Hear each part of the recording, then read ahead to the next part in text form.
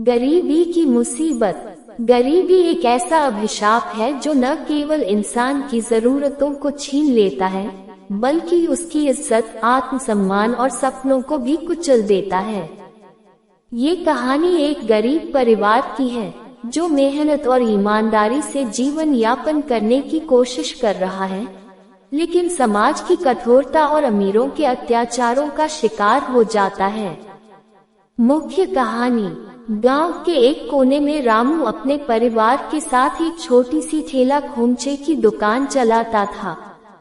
उसकी पत्नी सीता, बेटी गुड़िया और बूढ़े पिता उसके इस छोटे से कारोबार में मदद करते थे। रामू पूरे दिन मेहनत करता था, पकोड़े, समोसे, चाय, रोटियां बनाकर बेचता था ताकि अपने परिवार को 2 वक्त की रोटी दे सके। हालांकि उनका जीवन कठिनाइयों से भरा था, लेकिन वे संतुष्ट थे। उन्हें किसी से कोई शिकायत नहीं थी।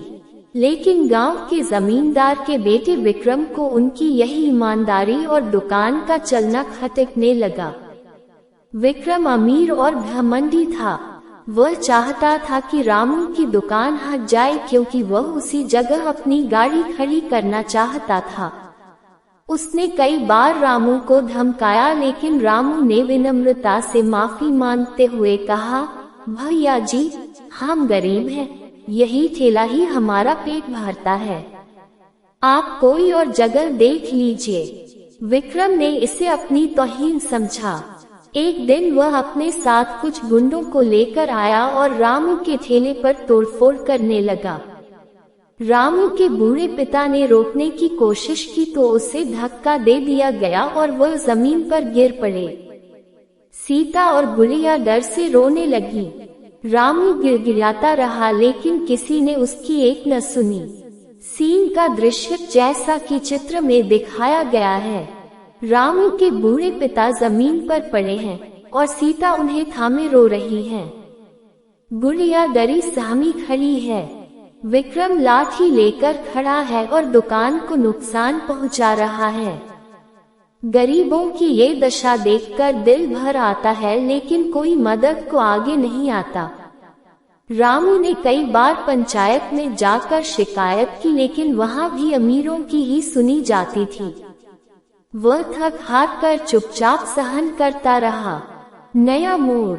एक दिन गांव में एक समाजसेवी संस्था आई जो गरीबों की मदद करती थी। उन्होंने रामू की हालत देखी और पूरी बात सुनी। संस्था के एक सदस्य ने पूरी घटना का वीडियो बनाया और सोशल मीडिया पर डाल दिया।